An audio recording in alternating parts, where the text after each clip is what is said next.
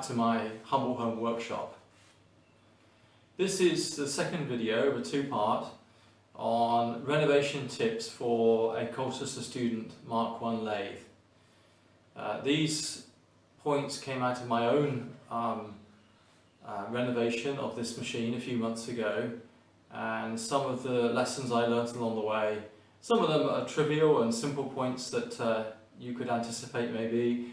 Perhaps some others you can only discover by experience and by tackling this particular project. So I share these in the hope that maybe they're helpful for someone else. So point number 11 concerns the lead screw.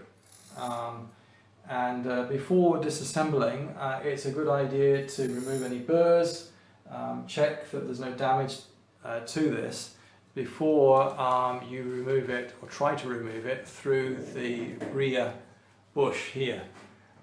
This bush is mounted on this surface here, which is the same diameter as the thread. So if you've got any dings on this or any burrs, you're going to drag it through your bronze bearing, and that's not a good idea. So check the lead screw before you disassemble. Okay, we come now to the headstock. I chose not to dismantle the headstock. I felt that the bearings are fine. There seemed to be an appropriate amount of drag on them. I tested the machine before I purchased it, and it cut very well. There was no chatter, even with stock a long way from the chuck. So I decided not to disturb these bearings. That's up to you. I know a lot of people do dismantle them and replace them or adjust them, but I didn't feel there was any need to do that, and I decided not to, and I'm glad I didn't.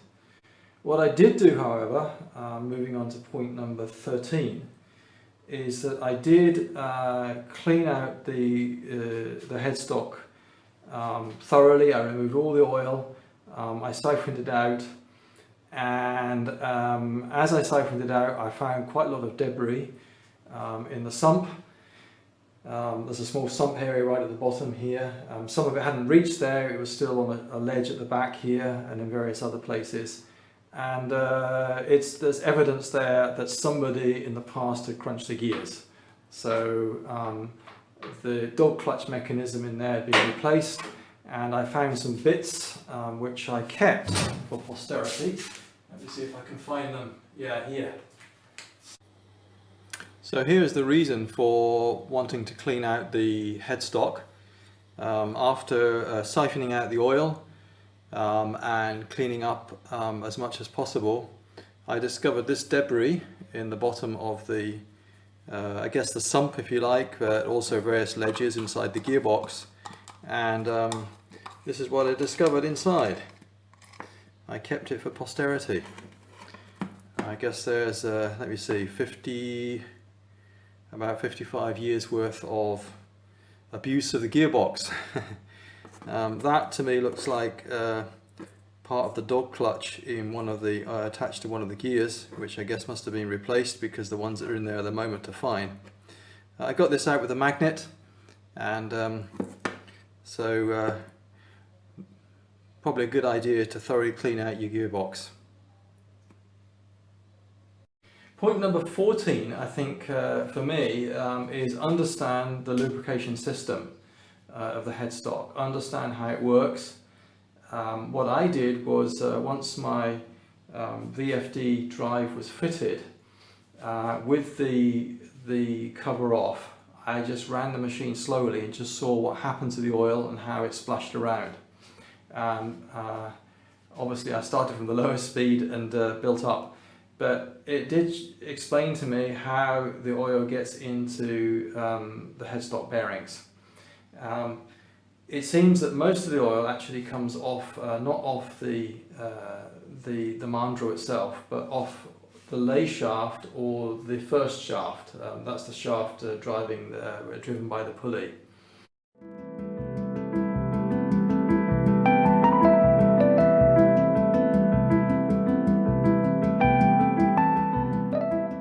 And obviously that's running at a constant speed in the original design without a variable speed drive. And you could see that a lot of the oil was splashing off that and wanted to splash onto the lid. So the lid, or the cover, actually has a rib down the centre, so a rib that's right over the top of the mandrel, and it's highest in the middle and then moves down towards the ends with a lip. And you can see what happens is the oil splashes onto the top, runs onto the lip or the web, down the web to the ends to a lip, and then drops off into holes which are sort of funnel shaped into the bearings. So that's the lubrication system. So that told me that the viscosity of the oil is important, and I've seen quite a lot online about that. So that takes me to point number 15, which is oil selection. So the original oil specified for this machine is Shell Tellus 37 for the headstock and Shell Tellus 68 for the gearbox. Now where I am, I don't have access to various kinds of oil, and the modern equivalent of this is Shell Tellus S2 M32 for the headstock and Shell Tellus S2 M68 for the gearbox. So none of those were available in reasonable quantities here. So in the end I went for Mobil H46. How was that justified? Well, A, it's what was available, and B, going up to 46 I think is justifiable. So from viscosity of 32 to 46 I think is justifiable in the climate I'm working in, because here I think my average workshop temperature, you can probably see from the sweat on my hand, is a good 10 degrees C warmer than I think most average workshops. So I think at the end of the day I'm working at about the right viscosity, and sure enough, looking under the lid there, it looks to me like the oil gets to everywhere it needs to get to. But while we're talking about lubrication and oil selection, that does indicate to me that if you're using a variable speed drive, you do need to use it advisedly. So I think it means that if you're planning to do heavy work at slow speed, that's probably not a good idea, because you're not going to get the oil flung up onto the top and into the bearings. So the compromise for me is if I'm going to do slow work, it's probably not going to be for a long period of time, and then once I finish that, I then run the machine at full speed and get the oil circulating again. Just something to be aware of. Point number 16 on my list, and this concerns again disassembly. This is the end of the cross slide feed screw, and in this block here there are a couple of bearings, and with a thread lock nut on the end there to adjust to preload. So it's very tempting when you want to remove this to get a hammer and bang on the end of this, and I don't recommend doing that because you're going to Brunel the bearings in there, and I think that happened to my lathe before I acquired it. There's a very slight roughness in the cross slide in certain positions, and I think that might be because somebody whacked that with a hammer on the end there, so I don't recommend doing that. So another point on my list here, point 17, are these oiling points.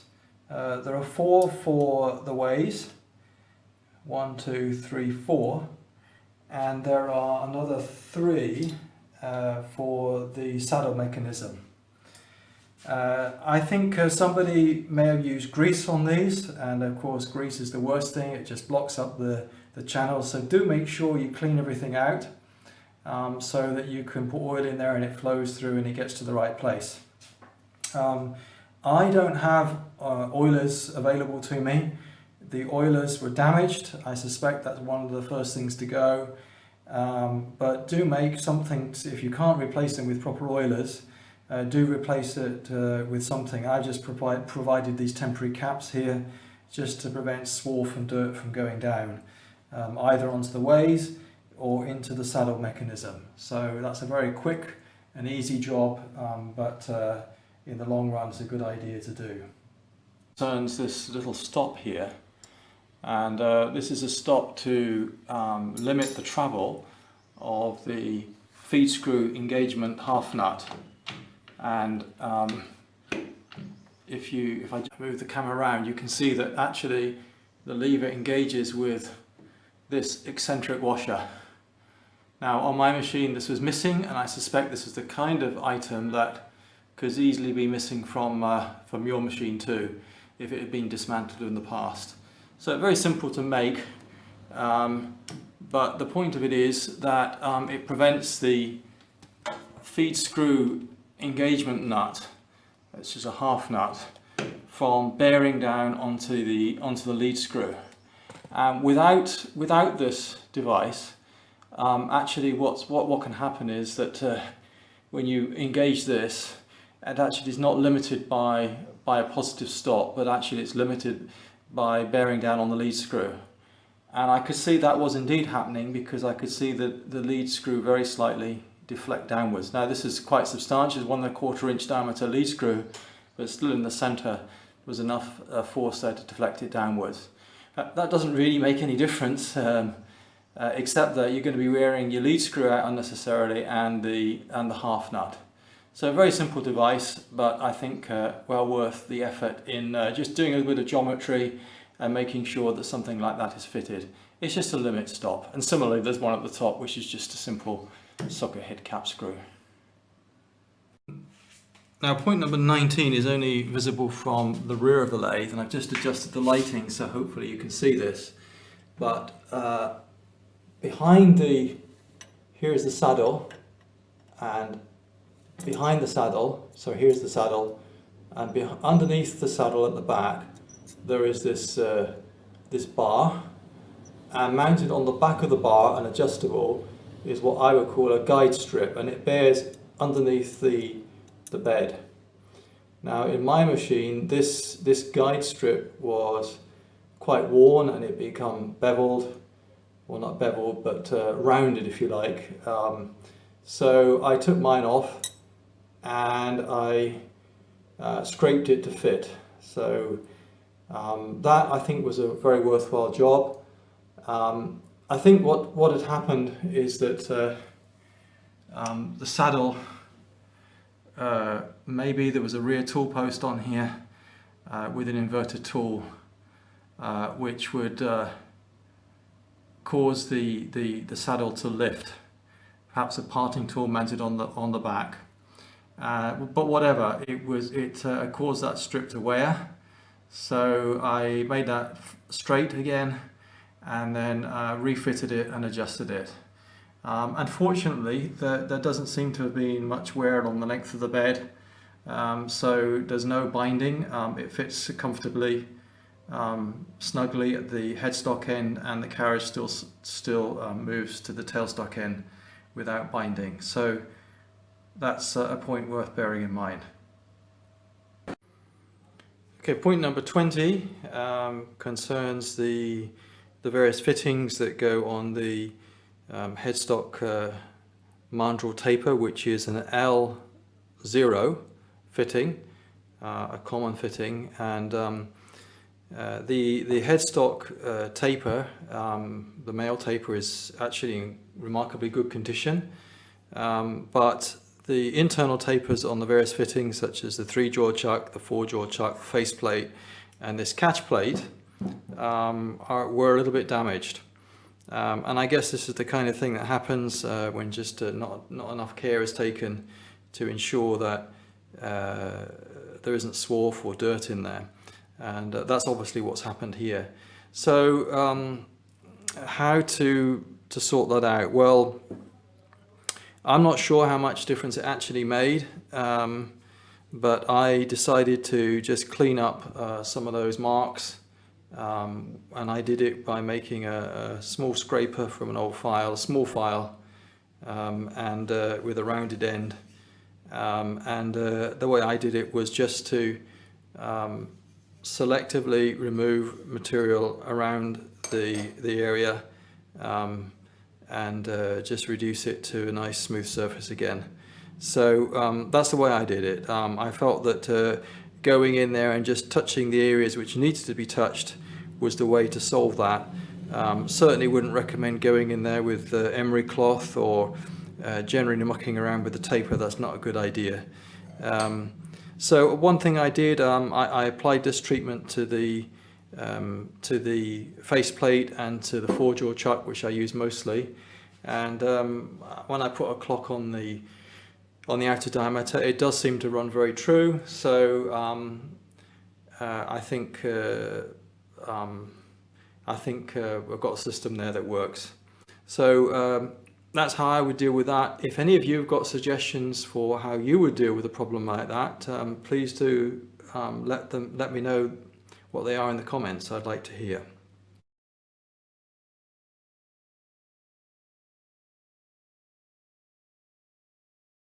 Are the wipers, the bed wipers. So it goes without saying that you need to make sure that they're fitted, otherwise you're going to be inviting the opportunity for swarf and dirt to get under your saddle onto the ways and cause unnecessary wear. My wipers had completely disintegrated. They had just melted away effectively. Now I've seen online neoprene molded wipers, but I've also seen some comments on them that some of them didn't fit very well.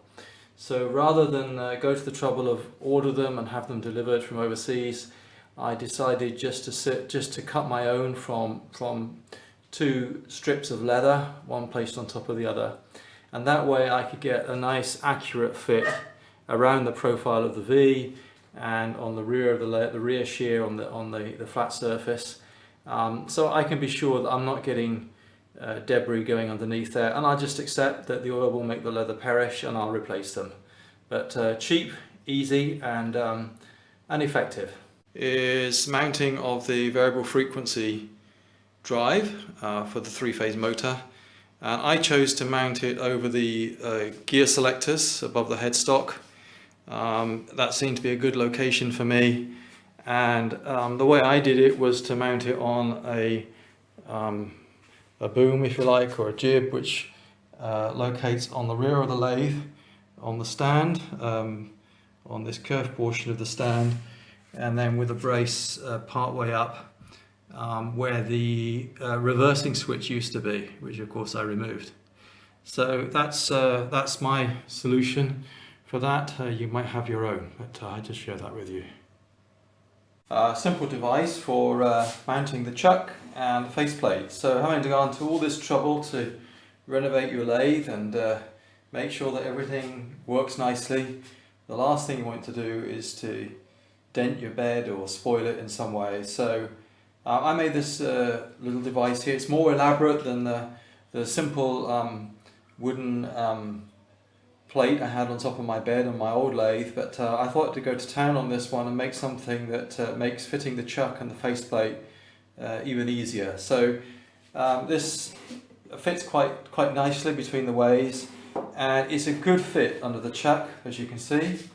And there's a reason for that. It just makes mounting and removal that much easier. So go through this.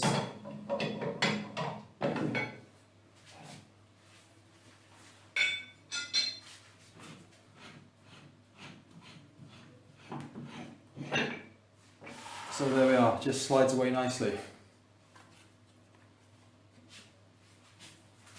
So turning my chuck mount around, it has a slot on the other side which enables me to put the faceplate on similarly, almost exactly on centre height.